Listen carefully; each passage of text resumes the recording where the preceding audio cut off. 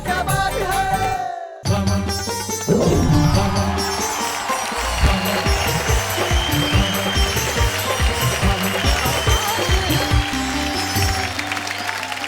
नमस्कार, आदाब, सलाम दोस्तों। खुशियों की, रोशनी की, मुस्कुराहट की, हंसी की, ठहाकों की, कविताओं की उस महफिल में स्वागत है आपका जिसका नाम है वाह वाह क्या बात है।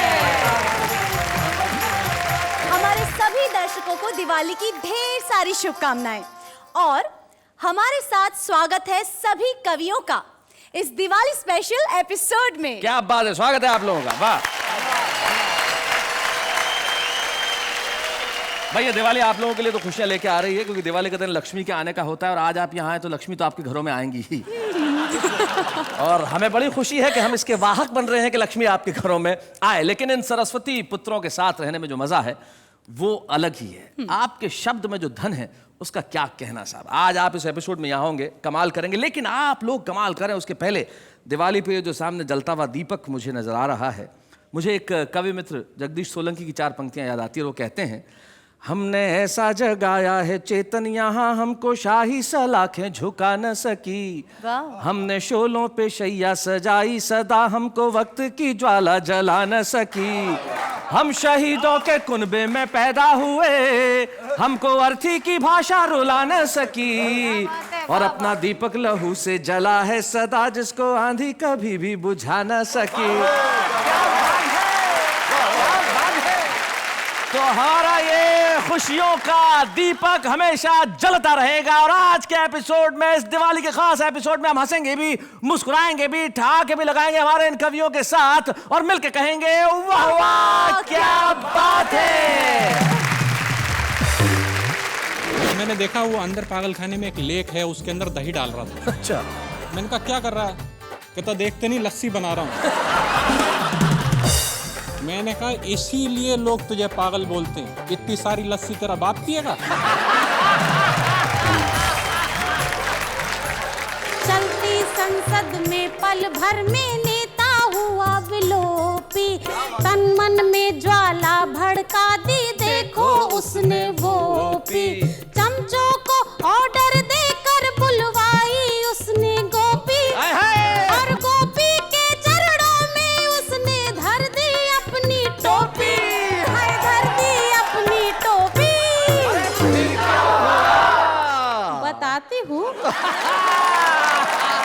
अभावों से उठकर, गरीबी में डूबकर, दिवाली के दिन पत्नी बोली खींचकर, मेरे बच्चों के तथाकथित बाप, जिंदगी में कुछ नहीं करोगे आप, कोई भी रास्ता अपनाओ, टेलीविजन में जाओ, एक अच्छे पति नहीं बन पाए, कम से कम करोड़पति बन के दिखाओ। एक कवि मंच पर अपनी कविता सुना रहे थे, श्रोताओं की सहन शक्ति के बाहर जा रहे थे, तभी कहीं से मंच पर एक जूता आया और कोई श्रोता चिल्लाया कि अरे मेरे बाप अब तो चुप हो जा, मंच से उतरकर कहीं सो जा, नहीं तो हमसे कुछ ऐसा हो जाएगा कि तू वापस जिंदा घर नहीं जाएगा। मगर कवि बोले मैं तो यूं ही कविता सुनाऊंगा, अरे जब तक दूसरा जूता मंच में नहीं आता मैं घर नहीं जाऊंगा। एक राज की बात है, सॉरी, वो राज की नहीं गैराज की बात है। लोगों ने मुझसे कहा, ओए सोडी प्रा, क्या आप दिवाली मनाओगे? अच्छा, हमने कहा जिस दिन अखबारों में ये खबर छपेगी डीजल और पेट्रोल की कीमतें कम होने वाली है, अपनी तो उसी दिन दिवाली है। हाय हाय क्या बात है भाई, बहुत कुछ।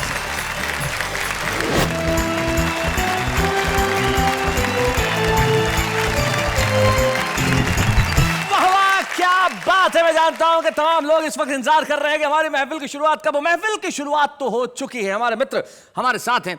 देखिए, दिवाली यानी कि लक्ष्मी का दिन, और लक्ष्मी भी भगवान विष्णु की पत्नी भी और उनकी भक्त भी, और शनि भी भगवान विष्णु के भक्त। आप तीनों को देख के मुझे उनकी याद आ रही है। जैसे लक्ष्मी भी है, लक्ष्मी का वाहन भी है, और शनिदेव स्वयं है। क्या बात है। मुजावर भाई, मैं कतई नहीं कहूंगा कि मुझे आपको देख के लक्ष्मी के वाहन की याद आ रही है, और आपकी दाढ़ी को देख के और आपके भव्य स्वरूप को देख के मैं ये नहीं कहता कि आप शनि है, लेकिन आप निश्चित तौर पे लक्ष्मी स्वरूप आया है। ममता जी, आपका बहुत बहुत स्वागत है हमारे बीच में। सबसे पहले जो हमारे साथ में बैठे हैं, जिन्होंने ये लाल रंग का शानदार जैकेट पहना हुआ है, और अमिताभ बच्चन साहब ने अभी 70वां जन्मदिन मनाया अपना। हाँ, भाई, पूरा ये देश भी जानता है। आप इनकी अवस्था देख के मत समझिए कि डॉक्टर अवस्थी जवान है। डॉक्टर अवस्थी भी उम्र के लिहाज से कहीं आसपास ही होंगे, लेकिन देखिए क्या इनका चमक है। वाह। डॉक्टर अवस्थी, आपको इस उम्र में इस कन्या के मुंह से ये सुनने को मिल गया कि चमक है, तो अब तो और 10 साल आप बूढ़े नहीं होने वाले। जैकेट डॉक्टर सुरेश अवस्थी हमारे बीच में है, जो कानपुर से आते हैं, बड़ी प्रखर व्यंकार है और हाथ में माइक लेने को कुछ कहने को बेताब है। कहिए जो चमक कही गई है, जी। आज मैं पूरे अंतरराष्ट्रीय सम्मान के साथ सोऊंगा। और मेरी दिवाली तो आज से ही शुरू हो गई। वाह वाह वाह वाह, क्या बात है।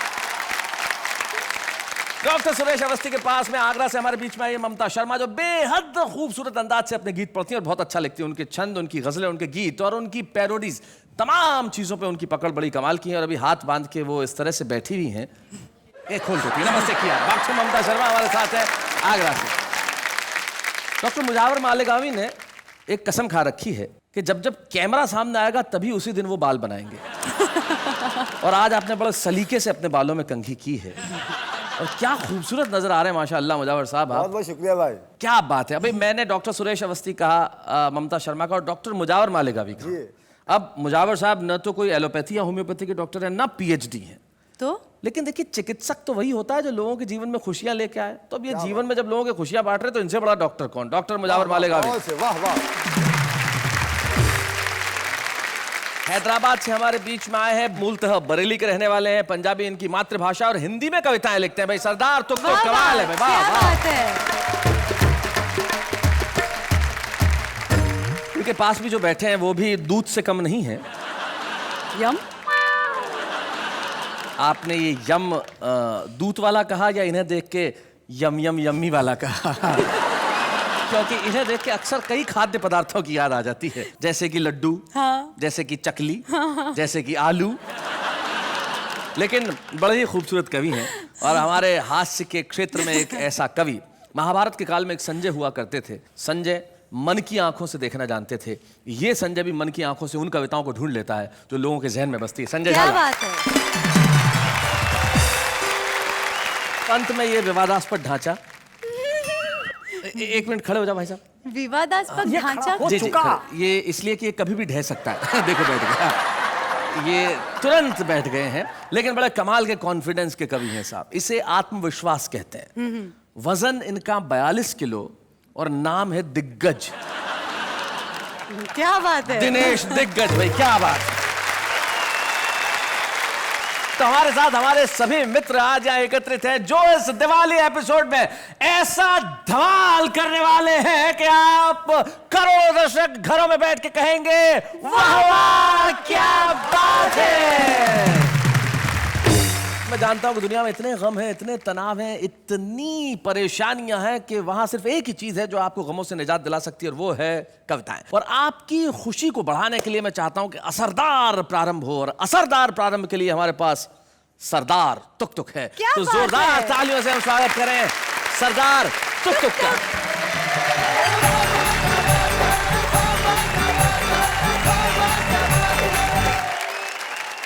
बरेली की काफी सारी चीजें मशहूर हैं। एक तो मैं खुद ही बहुत मशहूर हूं। फिर बरेली का सुरमा बहुत मशहूर है जी। बरेली का झुमका बहुत मशहूर है। हाँ।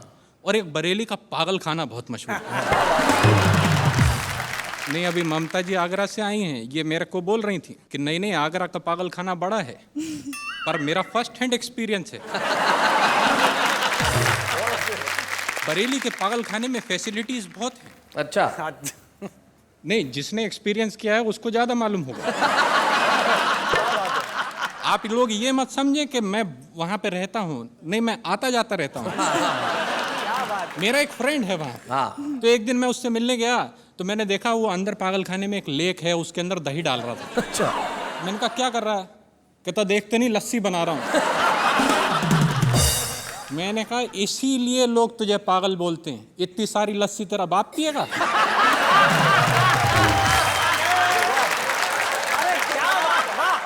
दिवाली का अवसर है, इसलिए आपको सबसे पहले मैं भड़ाम रस में एक कविता सुनाता हूं। अच्छा, भड़ाम रस। रॉकेट से बोला ये बम, आग लगाते ही हो जाते हो सरगम। एक बार ट्राई करो, लीक से हटो, हाँ कभी तो मर्दों की तरह जोर से फटो। हाँ।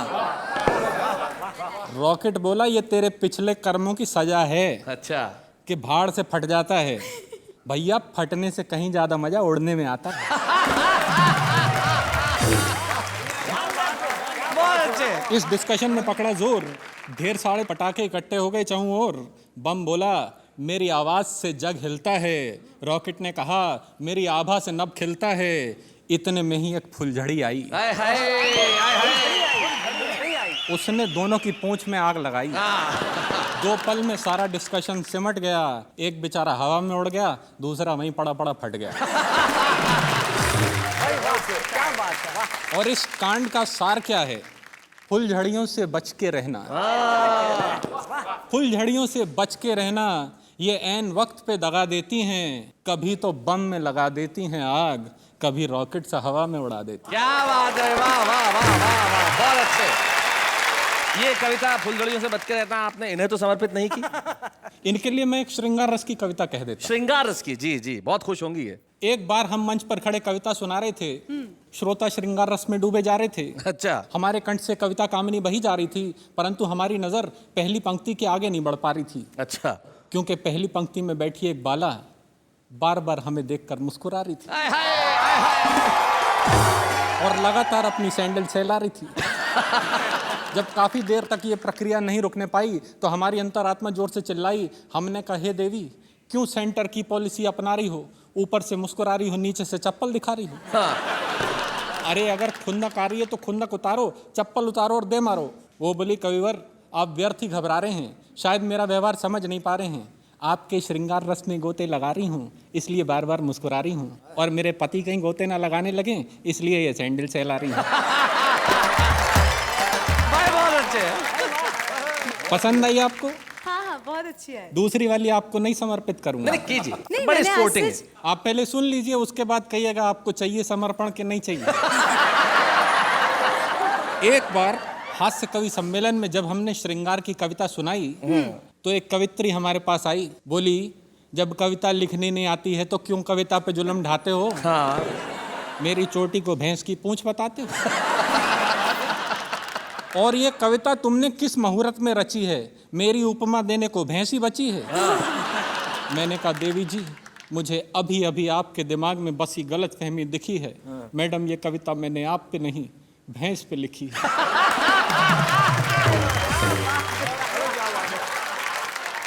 आप बोलिए ये समर्पण इधर है या नहीं? नहीं, क्योंकि इसके बाद फिर वीर रस शुरू हो जाता है। सो आपको वीर रस की एक कविता सुनाता हूँ। जी। रात के 11 बजे थे। रात के 11 बजे थे।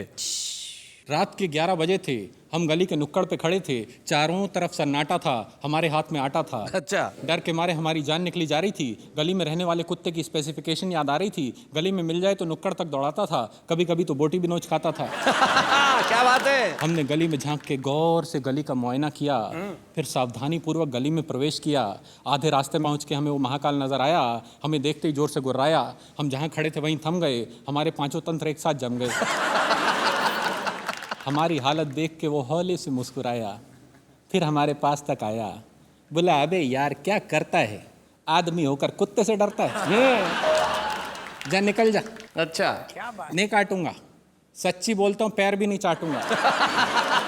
हमने कहा कुत्ता जी आप तो शक्ल से ही जेंटलमैन नजर आते हैं, लोग बेकार में आपके बारे में उल्टी सीधी उड़ाते हैं, और आपका नेचर तो इतना आला है। बोला चुप बे, इलेक्शन आने वाला है। वाह वाह वाह वाह, क्या बात।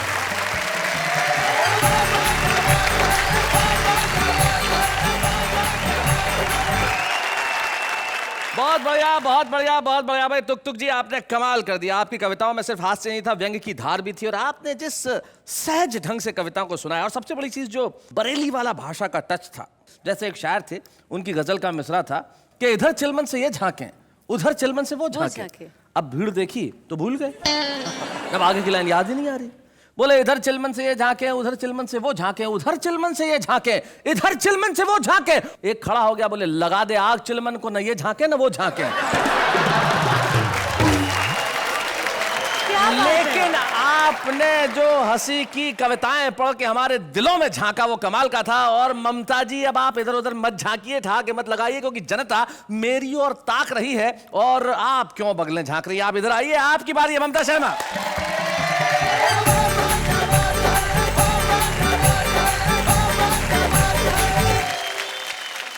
दिवाली नज़दीक आ रही है। देश में नेताओं की जो स्थितियां हैं उस पर एक मेरी पैरोडी है, आपके बीच पढ़ती हूँ जी। कि नेता गिरा रे वोटों के बीच बाजार में, नेता गिरा रे वोटों के बीच बाजार में, नेता गिरा, नेता गिरा, नेता गिरा, हाय हाय हाय, नेता गिरा रे वोटों के बीच बाजार में, नेता गिरा रे। पंक्तियां देखेगा कि आए नेता 5 बरस में घर में चोरी चोरी, आए नेता 5 बरस में घर में चोरी चोरी, जनता से बोला जितवा दे खेलेंगे फिर होरी, जनता बोली वोट तो ले ले राहत दे दे थोड़ी, जनता बोली वोट तो ले ले राहत दे दे थोड़ी, अरे लेकर वोट कसाई ने भर लीनी खूब तिजोरी, भर लीनी खूब तिजोरी। फिर क्या हुआ? फिर नेता गिरा रे, कि नेता गिरा रे नोटों के फुल अंबार पे, नेता गिरा रे नोटों के फुल अंबार पे, नेता गिरा रे वोटों के बीच बाजार में, नेता गिरा रे। अगली पंक्तियों में आप लोग आनंद लेंगे कि चलती संसद में पल भर में नेता हुआ विलोपी, चलती संसद में पल भर में नेता हुआ विलोपी, तन मन में ज्वाला भड़का दी देखो उसने वो पी, तन मन में ज्वाला भड़का दी देखो उसने वो पी, चमचों को ऑर्डर देकर बुलवाई उसने गोपी, चमचों को ऑर्डर देकर बुलवाई उसने गोपी, और गोपी के चरणों में उसने धर दी अपनी टोपी, हाय धर दी अपनी टोपी। अरे फिर क्या हुआ? बताती हूँ। फिर नेता गिरा रे पायलिया की झंकार पे, नेता गिरा रे पायलिया की झंकार पे, नेता गिरा रे वोटों के बीच बाजार में, नेता गिरा रे। अंतिम पद जी।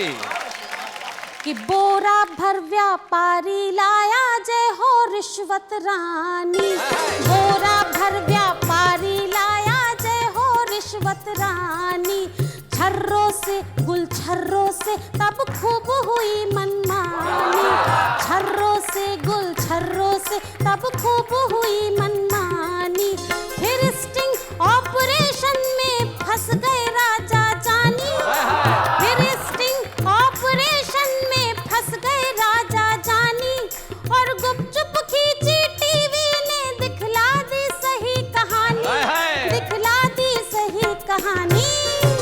फिर क्या हुआ? फिर नेता गिरा रे सीधे ही जेल तिहाड़ में, नेता गिरा रे सीधे ही जेल तिहाड़ में, नेता गिरा रे वोटों के बीच बाजार में, नेता गिरा रे। क्या बात है, वाह वाह वाह वाह वाह।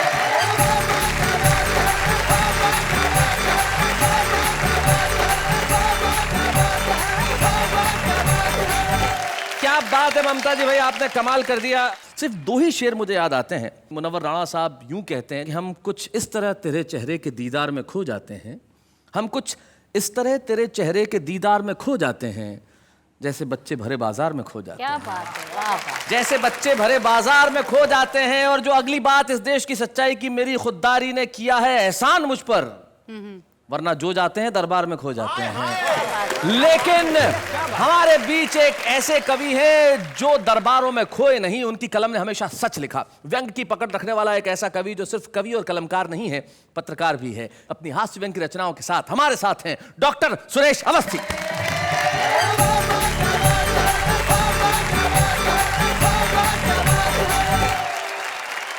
पहले मैं प्रेम को परिभाषित करने की कोशिश करता हूँ। और अब तो आप परिभाषित ही कर सकते हैं। इसलिए कर सकता हूँ क्योंकि अनुभव बोलता है। जी अनुभव। समुद्र ने नदी से कहा कि कब तक आखिर कब तक तू यूं ही मेरे खारे पानी में दौड़ दौड़ के गिरती रहेगी। वाह। तो नदी ने जवाब दिया, तब तक जब तक तुझ में मिठास न पैदा हो जाए। हाय हाय हाय हाय हाय भाई, क्या बात। सेम यही चीज संजय झाला के साथ हुई थी। इनके पिताजी ने पूछा कि आखिर कब तक तो इम्तिहान देता रहेगा। इसने कहा तब तक जब तक मैं पास नहीं हो जाता। अभी पिछले दिवाली को हमने हिंदी में पीएचडी की तो डॉक्टरेट को उपाधि मिली। मैं डॉक्टर सुरेश अवस्थी हो गया। बाहर नेम प्लेट ठोक दी गई जी। और घटना यूं घटी कि नाम के आगे डॉक्टर लिखा देखकर एक नेताजी भी गच्चा खा गए। सुबह सुबह इलाज कराने हमारे घर आ गए। क्या बात। बोले जब से कुर्सी पाई है भूख जाने का नाम ही नहीं ले रही। अच्छा। क्या बात है, क्या बात। इतना खाया है और खाओ का संदेश दे रही है। पता नहीं पेट में क्या चल रहा है घपला। टीएलसी डीएलसी ईसीजी जांच करा ली, कुछ नहीं निकला। अब इलाज सुनना। मैंने कहा नेताजी चिंता मत कीजिए, ये डॉक्टर आपको बिल्कुल सही उपाय बताएगा। एक बार सीबीआई जांच करा लो, सब कुछ निकल आएगा। बहुत अच्छे। हिंदुस्तानी पत्नियां वैसे तो साल भर कोई ना कोई डिमांड करती हैं जी। लेकिन दिवाली हो तो फिर डिमांड बहुत बढ़ जाती है। और जब डिमांड बढ़ती है तो घरों में क्या स्थितियां होती हैं। मैं अपने आंगन से कविता उठा के आपको समर्पित करता हूं। जी सुनिए। कि अभावों से ऊब कर, गरीबी में डूब कर, दिवाली के दिन पत्नी बोली खींचकर कि हे एलोपैथी दवाइयों के साइड इफेक्ट के साइड इफेक्ट, झूठ बोलने में माहिर, सपने दिखाने में परफेक्ट, मेरे बच्चों के तथाकथित बाप। बोली मेरे बच्चों के तथाकथित बाप, जिंदगी में कुछ नहीं करोगे आप, इसी शहर की छानते गए खाक। तुमसे तो ये अच्छे हैं जो टेलीविजन से कमा रहे हैं लाखों लाख। इसलिए कोई भी रास्ता अपनाओ, टेलीविजन में जाओ, एक अच्छे पति नहीं बन पाए कम से कम करोड़पति बन के दिखाओ। भाई बहुत बढ़िया डॉक्टर। तो मैंने कहा है मेरी जिंदगी के कुकर की सनसनाती हुई सीटी, रातों की ट्यूबलाइट दिन की अंगीठी। क्या बात है। मुझे मालूम है कि कविताएं सपनों को हकीकत नहीं बना सकती। वाह वाह वाह। वो बेटियों का दर्द चाहे जितना गा लें लेकिन उनके लिए दहेज का सामान नहीं जुटा सकती। भाई वाह वाह वाह, क्या बात है भाई, बहुत खूब। और ये वीर रस की कविताएं मंचों पर चाहे जितना आग लगाएं लेकिन घर का बुझा हुआ चूल्हा नहीं सुलगा पाती हैं। और ये हास्य व्यंग की कविताएं भरे पेट वालों को चाहे जितना हंसाएं लेकिन भूखे बच्चों के चेहरों पर मुस्कुराहट तक नहीं ला पाती। क्या बात है, वाह वाह वाह वाह, बहुत बढ़िया। तो मैंने कहा बावजूद इसके तू मेरी कलम की स्याही को आबाद गति से बहने दे, मुझे करोड़पति मत बना, सिर्फ पति ही रहने दे। क्या बात है। तो और खींच के बोली, वाह रे गरम मसाला के फटे हुए पाउच, मेरे लिए आह, बच्चों के लिए ओह, पड़ोसों के लिए आउच। जरा सोच के देखिए कि गरीब पति कितना निरीह होता है। उसके गरीबी के नाम पर पूरा परिवार 8-8 आंसू होता है। और जरा सोच के देखिए पति शब्द से पहले कहीं करोड़ शब्द जुड़ जाए तो आदमी अचानक बड़ा हो जाता है। वाह वाह। और उसके पहले कहीं राष्ट्र शब्द लग जाए तो पूरा देश हाथ बांध के खड़ा होता है। क्या बात है, वाह वाह वाह, बहुत अच्छे।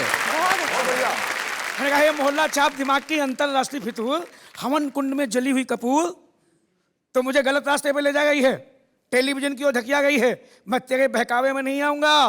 करोड़पति बनना होगा तो टेलीविजन में क्यों, राजनीति में जाऊंगा। वाह वाह वाह, क्या बात है। क्योंकि राजनीति में, ढंग सुनिएगा, राजनीति में सिर्फ कमाल ही कमाल होता है।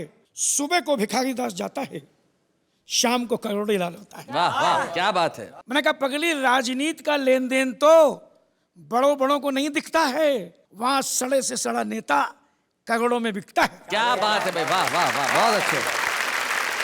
तो और खींच के बोली, वाह रे मेरी सुहाग की साड़ी के फटे हुए फाल। बोले वाह रे मेरी सुहाग के साड़ी के फटे हुए फाल, मिस्टर मुंगेरी लाल, नीति से कमा नहीं पाए, राजनीति से कमाओगे, घर चला नहीं पाए, उदेश चलाओगे। क्या बात है, क्या बात है, वाह वाह। बोले घर चला नहीं पाए, देश चलाओगे, कह देती हूँ करोड़पति बनने नहीं गए तो ढूंढते रह जाओगे। वाह वाह वाह, बहुत अच्छे।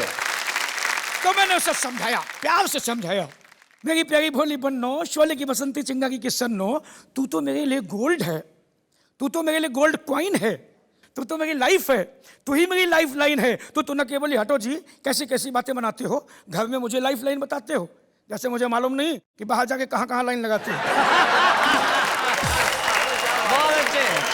तो मैंने उसे और प्यार से समझाया कि बेमतलब की महत्वाकांक्षा मत पालो, ये अमीर बनने का कांटा मन से निकालो। क्या बात है। नहीं तो मैं विदेश चला जाऊंगा, खूब पैसे कमाऊंगा, तुझे रोज पैसे भिजवाऊंगा, लेकिन लौट के वापस नहीं आऊंगा। आहा, क्या बात। ये सुन के वो सुबह सुबह के रोने लगी। आहा, मेरे कंधे पर अपना सर रख के आंसुओं से मेरा कंधा भिगोने लगी। बोली आंसुओं को हम मिलजुल कर गंगा जल समझ के पी लेंगे, लेकिन अभी हम इतने एडवांस नहीं हुए हैं कि पैसे की खातिर अलग अलग होके जी लेंगे। क्या बात है भाई, वाह वाह। कि पैसे की खातिर अलग अलग होके जी लेंगे, इसलिए मेरे जाने जाना, मुझे छोड़ के विदेश मत जाना। नहीं नहीं तो मैं जीते जी हो जाऊंगी सती। तो आज से तुम मेरे शिव, मैं तुम्हारी पार्वती, मैं तुम्हारी पार्वती, मैं तुम्हारी पार्वती। भाई क्या बात है।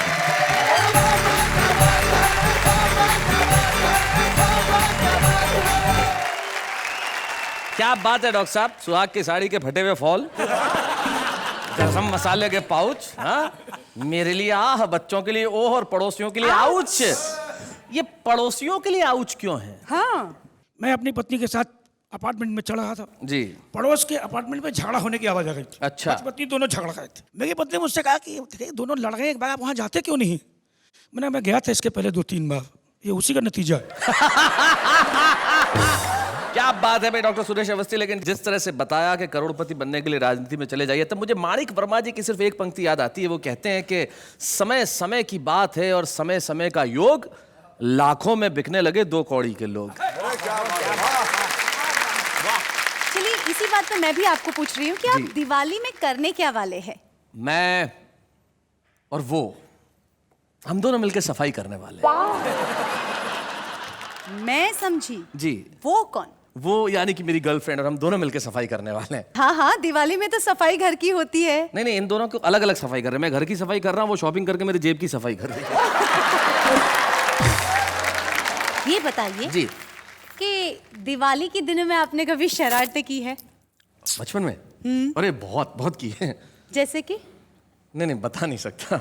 बता दीजिए ना, घर के ही लोग हैं। अरे पर टीवी पे जो देख रहे हैं उनको मालूम पड़ जाएगा कि बचपन में उनके घरों के दरवाजे पे पटाखे छोड़ के मैं ही भागता था। बड़े छुपे रुस्तम थे। ये तो मेरे मोहल्ले की लड़कियां भी कहती थी। नहीं नहीं, लेकिन आज अब हमारी बारी है ये बताने की हमारा छुपा रुस्तम कौन है। हमारा छुपा रुस्तम जो आके यहाँ कविताएं सुनाएगा। ममता जी, आप ही के शहर से बुलाया है हमने हमारा छुपा रुस्तम। आप आगरा से हैं तो हमने सोचा चलिए आज आगरा ही सही। पवन आगरी।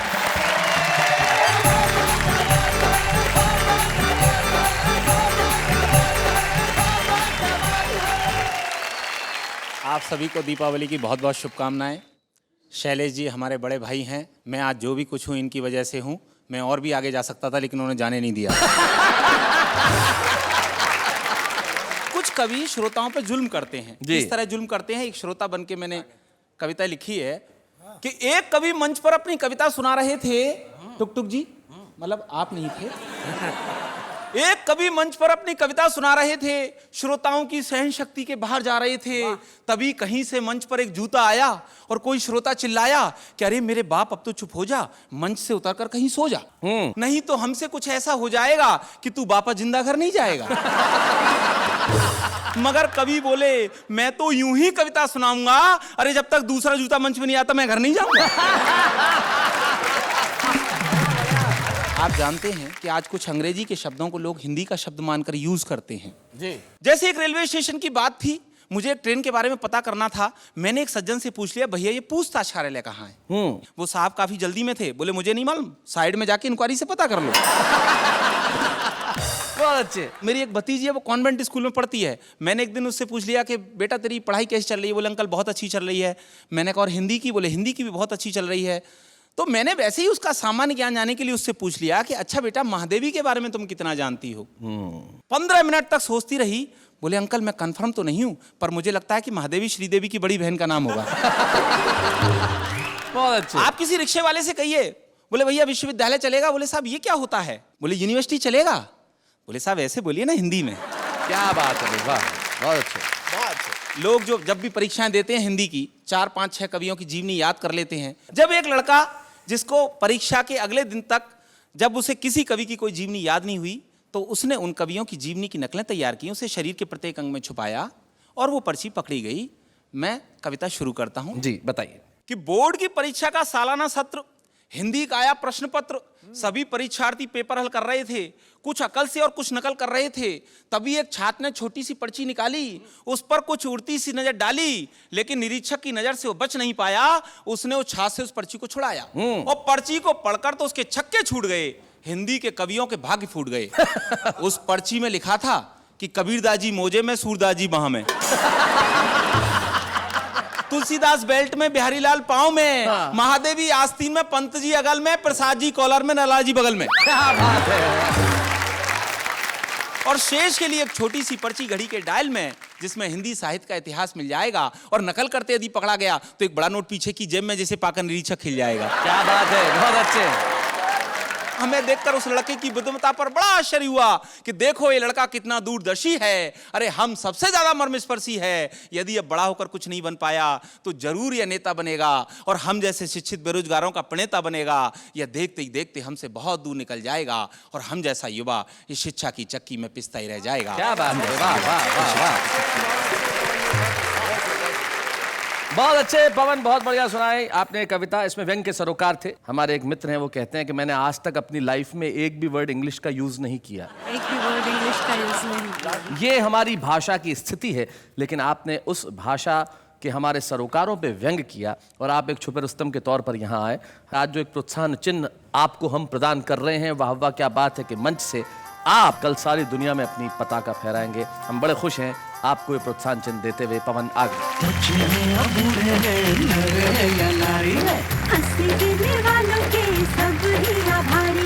कविता सुनाने वाले अब सबके साथ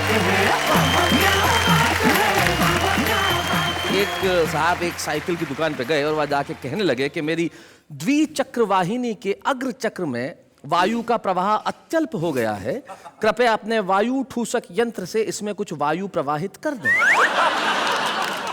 उसे सिर्फ इतना सा कहना था, हवा भर दे। दीपावली के माहौल में हंसी और ठहाके, यानी कि वाह क्या बात है। आप दीपावली किसके साथ मनाने वाले हैं?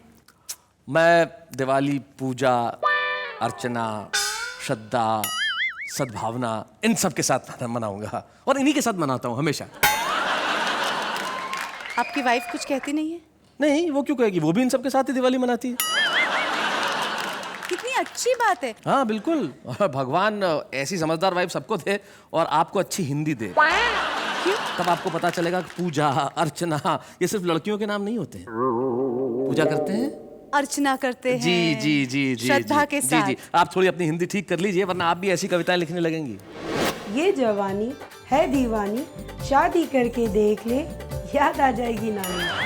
मटर कर रहे थे खुसफुस, भिंडी बोली अरे मरवाएगा, वॉल्यूम कम कर, मेरा बाप बैंगन जाग जाएगा। कोई पत्थर से ना मारे मेरे दीवाने को, अरे न्यूक्लियर का जमाना है, बॉम्ब से उड़ा दो साले को। Try, try, try and never surrender.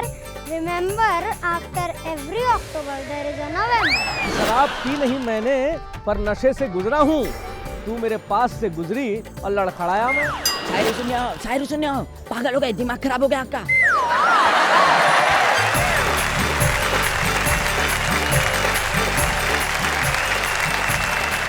ये था हमारा आम आदमी, जिसे शायद अच्छा कवि बनने के लिए एक लंबा सफर तय करना पड़ेगा, लेकिन हमारे एक ऐसे साथी हैं जो आपके दिलों पर राज करते हैं अपने अभिनय द्वारा। वो आपके घरों में रोज आते हैं, हमारे साथी हैं, हमारे कलीग हैं, लेकिन आज कविता के मंच पे आ रहे हैं बल्ले बल्ले करने, गुरुचरण सिंह, यानी कि आपके अपने सोढ़ी।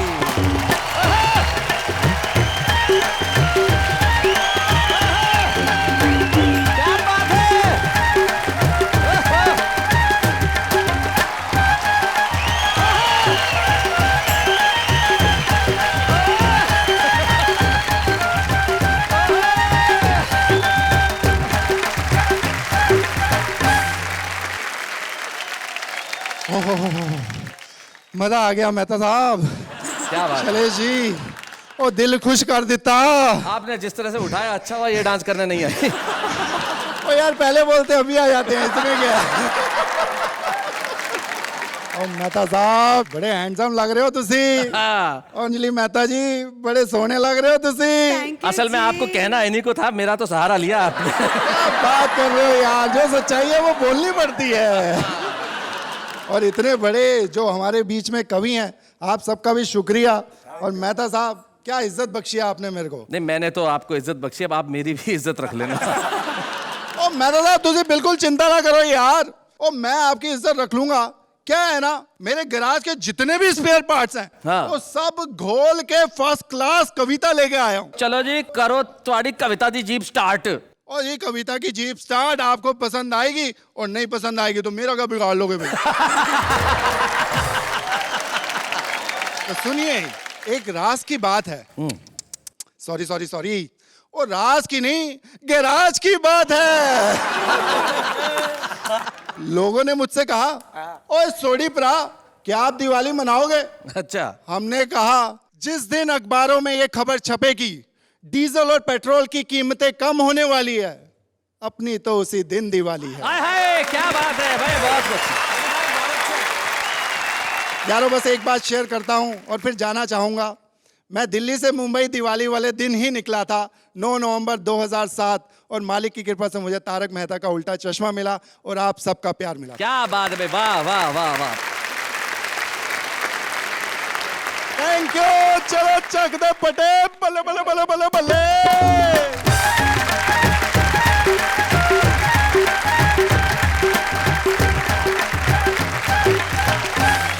तो गुरुचरण सिंह ने कहा कि वो दिवाली के दिन दिल्ली से निकले और आज दिवाली का एपिसोड को खास बनाने आ गए। इसे कहते हैं ईश्वर की मेहरबानी जो हम सब पे बनी रहे। लेकिन कुछ खास लोग ऐसे होते हैं जिन पे माँ सरस्वती की मेहरबानी होती है, कृपा होती है। हमारे साथ हमारे एक ऐसे ही कवि मित्र हैं जिन्होंने पिछले कई वर्षों में सिर्फ कविताएं नहीं लिखी, बहुत सफल पत्रकार भी रहे हैं। हम सम्मानित करना चाहते हैं आज इस मंच पे डॉक्टर सुरेश अवस्थी।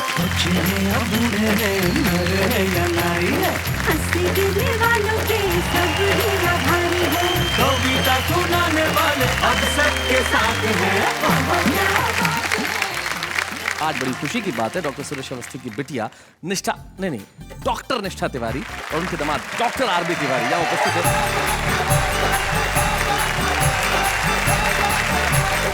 एक ही घर में इतने डॉक्टर, फिर कोई मरीज तो होता ही नहीं होगा। लेकिन तिवारी साहब, आपसे जरूर जानना चाहूंगा कि क्या सोच के आपने इस घर में रिश्ता किया? मैं अपनी स्टूडेंट लाइफ से ही कवि सम्मेलनों का बहुत शौकीन रहा हूँ और लखनऊ विश्वविद्यालय के छात्रावास में रहकर मैंने अपनी पढ़ाई पूरी की है। वहाँ जब भी कवि सम्मेलन लखनऊ महोत्सव में हुआ करते थे, मैं जरूर सुनने जाया करता था। पापा जी को भी मैंने शादी से पहले ही सुना था। बात मेरे मन में ये भी थी कि ये शादी कर लेने के बाद मुझे कवि सम्मेलन तो कम से कम बहुत अच्छे सुनने को मिलेंगे। अच्छा। और साथ ही साथ आपको ये भी कहना चाहूँगा, इन 8 सालों में कवि सम्मेलन सुनते सुनते मैं इतना सुनने का आदी हो गया हूँ कि घर में भी सिर्फ सुनता हूँ। भाई बहुत अच्छे। तो जब आप इनके कवि सम्मेलन सुनते तो कहते ये ससुरा बहुत सुनाता है, इसे ससुर बनाऊंगा। निष्ठा, आप अपने पिता के लिए कुछ कहना चाहेंगी? हम उनके लिए 4 लाइनें आपसे बोलना चाहते हैं। जरूर जरूर सुनाएं। जिसकी माटी में हम खेले वो आंगन वो गांव है पापा, जिनके बल से चलना सीखा, जिनके बल से नापी दुनिया, वो पावन से पाँव है पापा। क्या बात है। हंसी खुशी ऊर्जा और उमंग जिनसे मिलती है हमको हरदम, वो सघन शीतल छाँव है पापा। क्या बात है भाई, वाह वाह वाह वाह। बात त्योहारों की है तो त्योहार खुशी बांटने का प्रतीक है, खुशी बांटने का दिन है। तब एक शायर के 2 शेर मुझे याद आते हैं जो मैं जाते जाते कहना चाहता हूँ। वो कहते हैं कि बेशक तू स्वीकार न कर, लेकिन छिपकर वार न कर, और भूख गरीबी उसके घर, अपने घर त्योहार न कर। तो हम चाहते हैं कि त्योहार हम मिल के मनाएं। कल हम मिल के मनाएंगे ठीक रात 10 बजे हंसी और खुशी का त्योहार, और कहेंगे वाह वाह क्या बात है।